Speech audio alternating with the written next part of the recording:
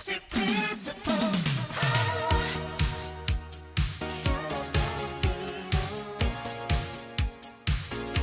Proxy Principal.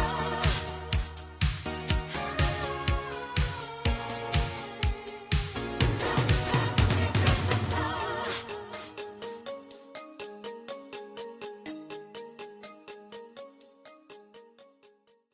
Hello, and I guess a happy new year to everybody. Welcome back. We're glad to see you. Hope your holidays went well. We're all getting back into the grind of things, setting goals and resolutions. And this is the Proxy Principal's 11th episode. 11 is my lucky number, so I'd say it's a good one to be starting off with in this new year of 2026. It's going to be a big one for all of us. I can feel it. And speaking of starting off New Year's, I'm going to share a bit of a continuation from our last episode. I told a story of a New Year's Eve show I did in Vegas with our guest, Shelley Sharman. I mentioned that on that show, or I must say for most of the high roller Vegas New Year's Eve shows I performed, we've had an orchestra accompanying us, surf performance filling the air with stunts under the lights, with amazing costumers and producers. I've also spoken of several dozen backup dancers that we've worked with. And we would rehearse and stage and block with all the choreography a few weeks before the show with the backup dancers. So you get acquainted quickly while working alongside multiple artists for these high budget New Year's Eve shows produced for specific casinos like we did for Bellagio. This same year that I met and worked with Shelley, while getting to know some of the dancers, I inquired about what kind of gigs or jobs they had when we weren't working on one of these highly produced Vegas shows. You know, a lot of us have become hustlers. So sometimes when you first move to LA or New York, or in between gigs as a performer, you're just trying to find your way and making a buck or two, hoping that someone will give you a shot.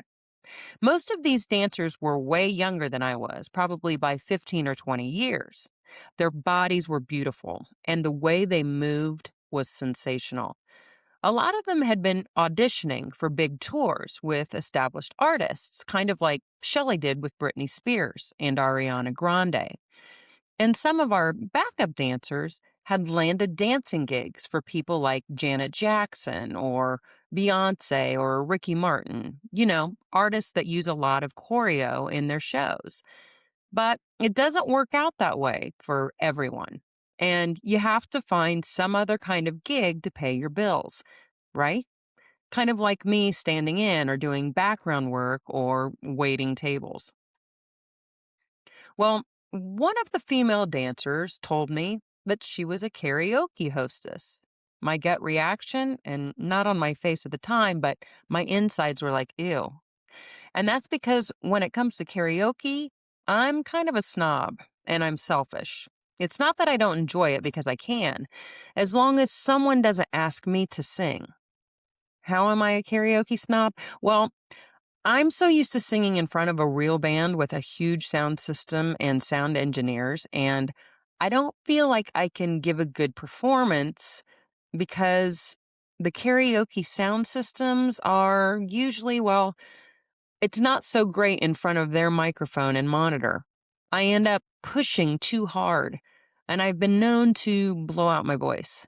So I'm selfish when my friends and I actually end up at a karaoke bar because they all ask me to get up and sing since I sing for a living.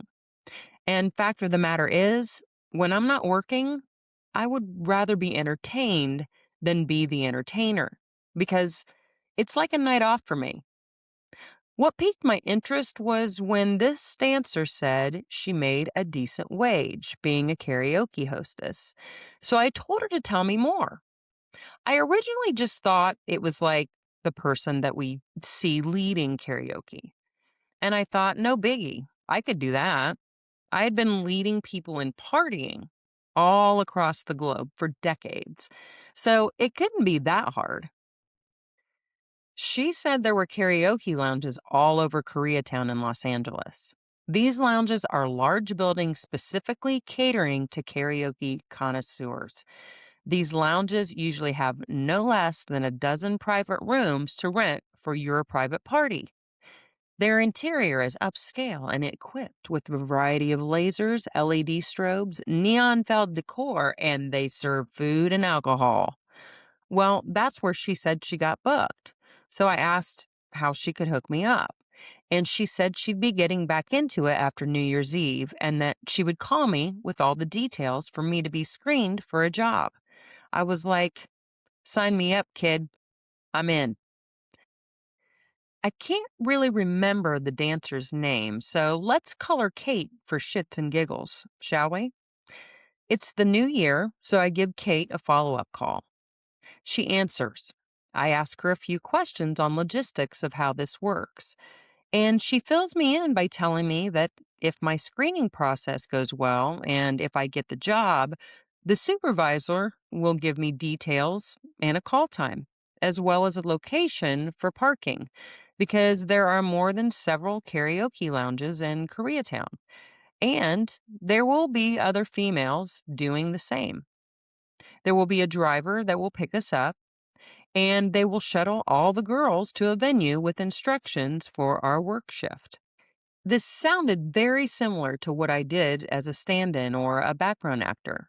You show up to your designated parking lot and you receive directions on how you will dress, if you will be shuttled to a certain stage, or if you'll walk straight to your location.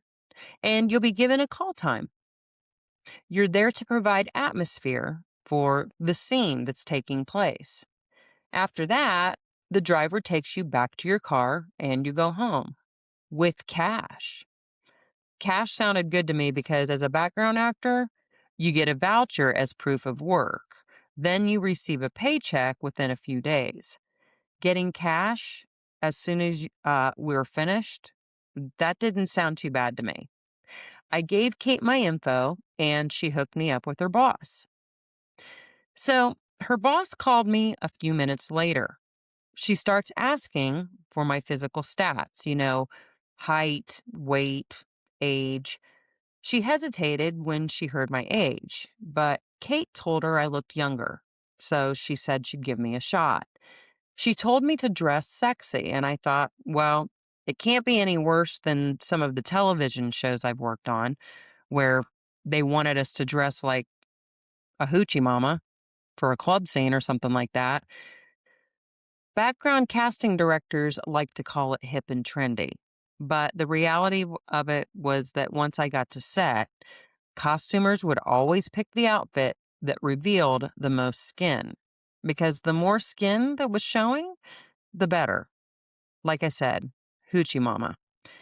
Anyway, the boss gave me a PM call time, which I always hated for background or standing in, because that usually meant we would be working until the sun came up. But I was used to singing gigs, and although they were in the evening, they didn't usually go past 1 a.m. She then gave me a location and she said she would be picking us up. I said, okay, now that I have all of this, what is it exactly that I'm expected to do? She said that because it's a karaoke lounge, and she reiterated that there would be many different parties going in many different suites. My group of girls will file into each room, and one of us will be handpicked by the host of the party. And although we can leave whenever we want, obviously, for the best outcome on money, we would stay as long as our party's host asks us to stay. The girls who are not picked will move on into the next suite to be selected by a new host, and so on, until there are no other girls left to choose from, or no rooms left to file into. If that's the case, the boss will drive whoever is left to the next location, because there are multiple locations in Koreatown. At first, I thought, well, what if I don't get picked, being that I'm so much older than the other girls? Especially since the boss lady stressed the age thing being an issue. But then I thought to myself, wait a minute. This is no different than being cast as a featured background artist. for TV. I mean, if I can bend over for Bo Derek to have a featured ass part on a TV show she was directing, then I can handle being cast as a karaoke hostess based on my looks. Just wait till they hear me lead them in singing. Good pep talk, Candi. She asked if there was anything else. I asked what the average was on what I'd be making. She said that I could make $50+ an hour. I said, okay, I'll see you Thursday night at 9 p.m. Thursday evening rolled around. I was warming up my voice and going through my closet. Sexy. I didn't know if the rooms were air conditioned, and I didn't want to be freezing all night, yet I didn't want to be carrying too much with me either. Ah, yes, I'd choose my multicolored pastel miniskirt and matching pink long-sleeved blouse by designer Shelley Siegel, with her cutting-edge designer label, Laundry, leaving me with that angular neckline. And we couldn't leave those beautiful Via Spiga heels just sitting alone with no one to wear them in that closet of mine. I know it doesn't sound like too much skin is being revealed with the long sleeves, but I had learned that mystery is always a little sexier than putting it all out there. Besides, my legs and my hair were always my strongest physical attributes. And just like any other audition, because that's basically what this was, it had my head in constant vacillation of, will I get picked or not? And God, I hope I get it. Because I had to prove myself. And this is the nature I had lived in since I was a little girl. I was kind of used to this vacillating anxiety. Because whether you're an actor or a singer or a background artist or stand in, you never know what the outcome is going to be. You just go in and you do your best. You really do live accepting that in every day, there are constant unknowns. And let's be honest, we weren't curing cancer. So I just learned to deal with it. This was my life. Hair and makeup looked good. Clothes looked good. We were ready to go. I drove from Malibu to Koreatown. And I'm not going to lie, I wasn't really sure what I was getting myself into. I didn't know these people, but I wasn't going to live in fear, and maybe this opportunity would turn into a really great gig. We'll find out after these messages. The Proxy Principal. Oh.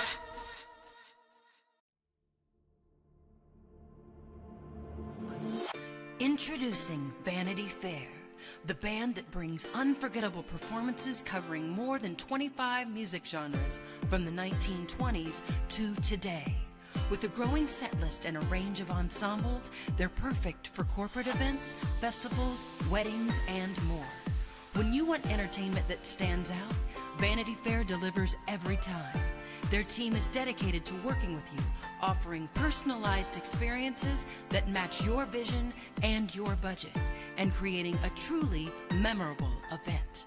Ready to book Vanity Fair for your next event? Visit vanityfair-theband.com. The Proxy Principal. Oh.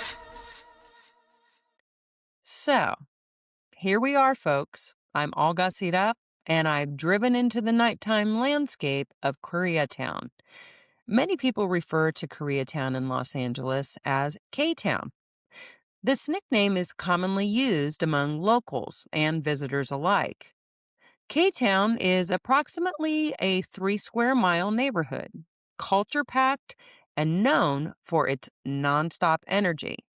Unlike much of Los Angeles, which typically quiets down by 2 a.m., K-Town keeps the party going with an unmatched number of 24-hour bars, clubs, restaurants, and karaoke spots.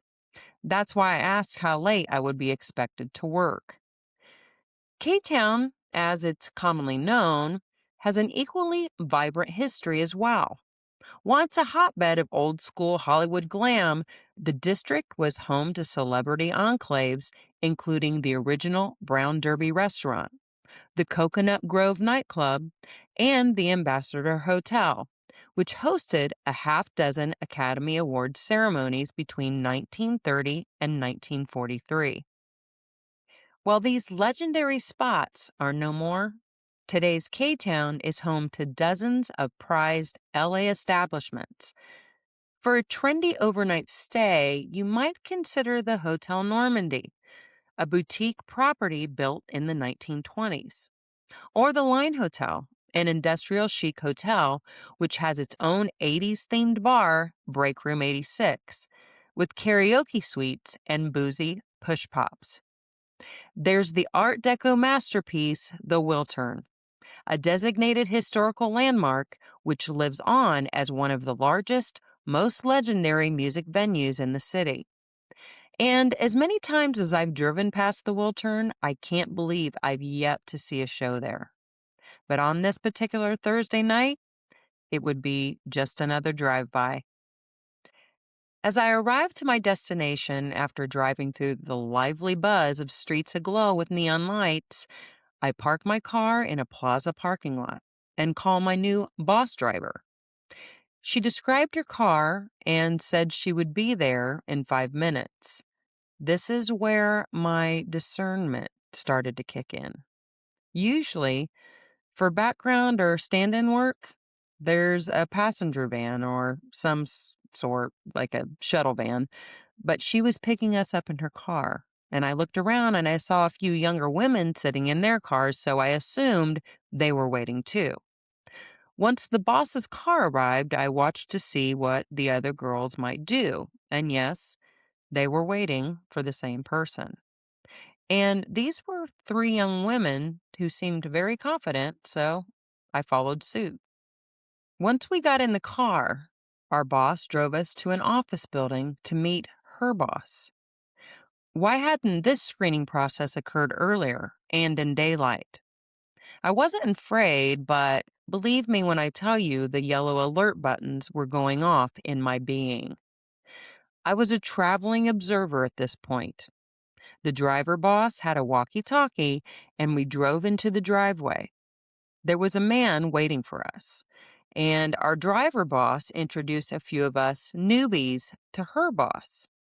He had us get out of the car to look us over. The other girls were approved, and he told me this time would be okay, but that I needed to dress sexier next time. I guess mystery wasn't what they were looking for. But I got the go-ahead to get back into the car, and our driver boss drove us to our first karaoke lounge. We would wait once we arrived to our destination until a few other cars arrived. Young women began to emerge into the K-Town existence from these other cars. There was a handler with a walkie standing at the front of the building. Our driver boss told us to get in line with those other girls, to follow the instruction of the handler, and to call her when we were ready to leave. The handler lined us all up. I could tell I was definitely the oldest one there. I mean, as if they didn't already plant that seed, not to mention that I was somewhat told that my wardrobe was insufficient. So I just said to myself, embrace the experience, but be smart and perform well. I turned it on. Mr. Handler took us inside to the first suite, and it was all happening at a very fast pace. Once inside, I counted about 10 men occupying the space, approximately in their 30s to 40s. The ringleader immediately picked me, and he had me come sit next to him for a minute.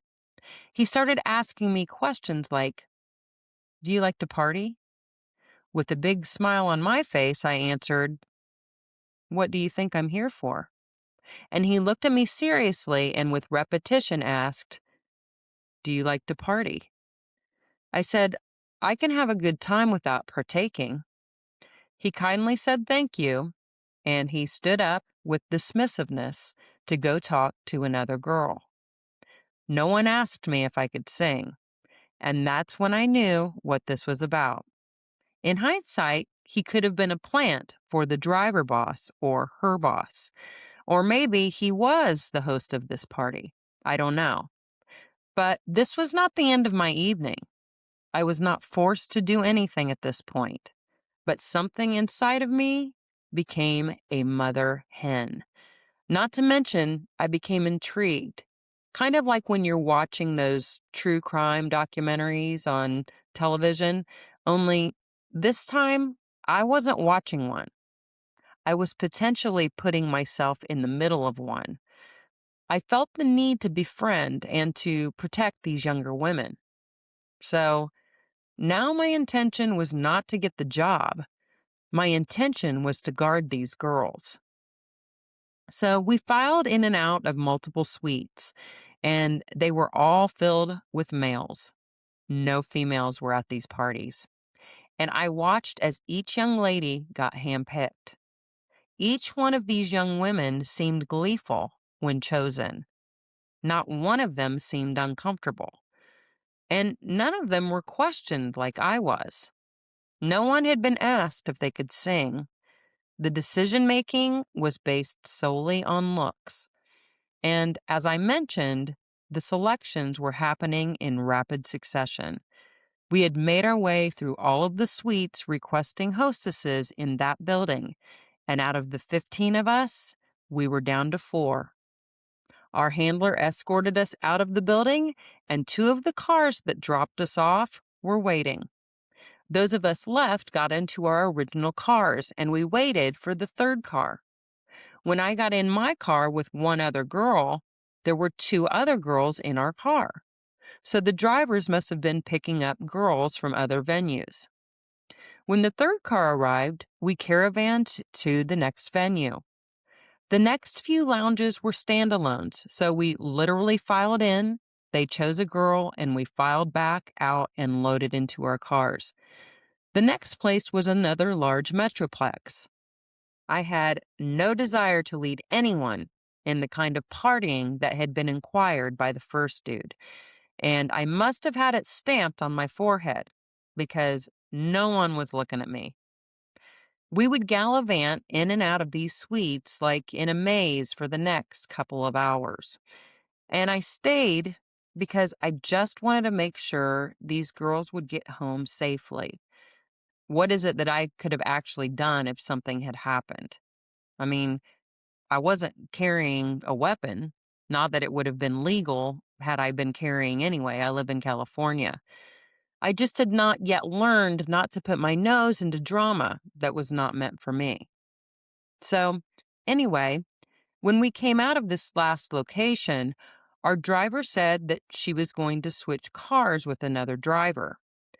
Yellow alerts were now going to orange alerts for me. But while the drivers were outside of the cars, I started to talk to the other girls. They told me that they had been doing this for a while and that this was all normal routine. I asked if this was their only job. Some had office jobs during the day. Some were using this job to put themselves through nursing or law school. They said they had made really good money when they were chosen. And then I asked what a typical night looked like, and they said it was usually a 4 to 6 hour gig. They'd usually bring $600 home a night.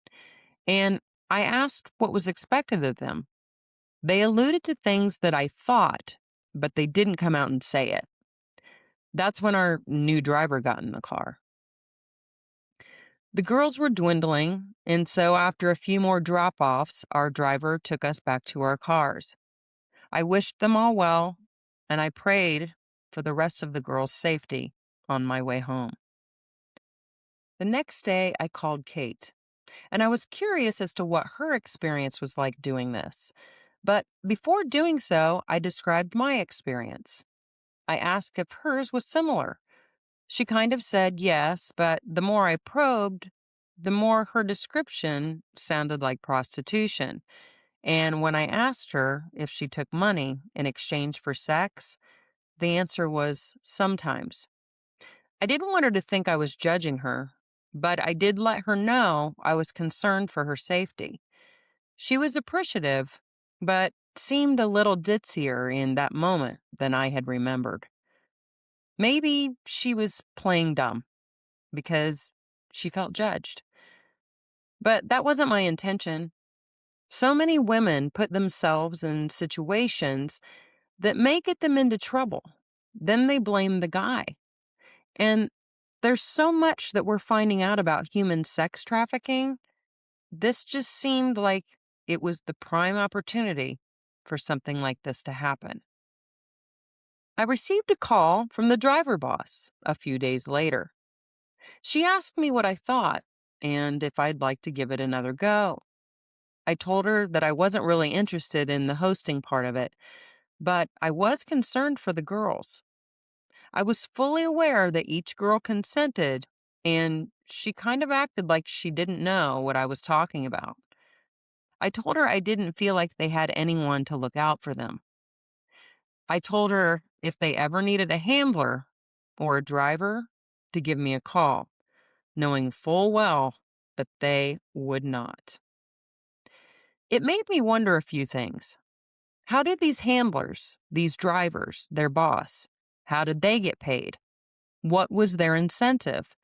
Was it a flat fee or deposit paid up front by the host? How do the hosts know who to call? Is this advertised? And do these young women think that this is their only option at making money? The flip side of it was this. Maybe they enjoy it. Some people like to get close to the fire. I mean, they are consenting to it. And I've had to learn the hard way that what other people do, unless they ask for my help, it's really none of my business. It was a little too seedy for me. Probably because I get my kicks above the waistline, sunshine. But whatever floats your boat, I was an unwarranted proxy in this scenario, but it was definitely interesting to observe. Everybody's got their own journey. And this one night in K-Town, soaked in slick neon glow, illuminated mine. I hope you found this story interesting. But hey, proxies, before you leave, on every episode of the Proxy Principal, we try to bring you a variety of content, and we'd like to bring you more guests, conversations that break you out of the normal day-to-day hubbub. We give ideas on how to reach the next logical step, but from a more spiritual and holistic approach, simply by sharing our experiences. Although our ideas don't mean anything unless we have you joining in on the fun. So be sure to follow, rate, and review all of your thoughts on all of our episodes. Leave a comment or throw out ideas on what you've conjured up. Every rating and every review helps us break through the algorithms. Oh, and don't forget to share the Proxy Principal with all of your friends and neighbors so that we can see what kind of magic we all can make together. Because when two or more are gathered, the possibilities are endless. Thanks for joining me today. I'm Candi Rands, and this is the Proxy Principal. The Proxy Principal.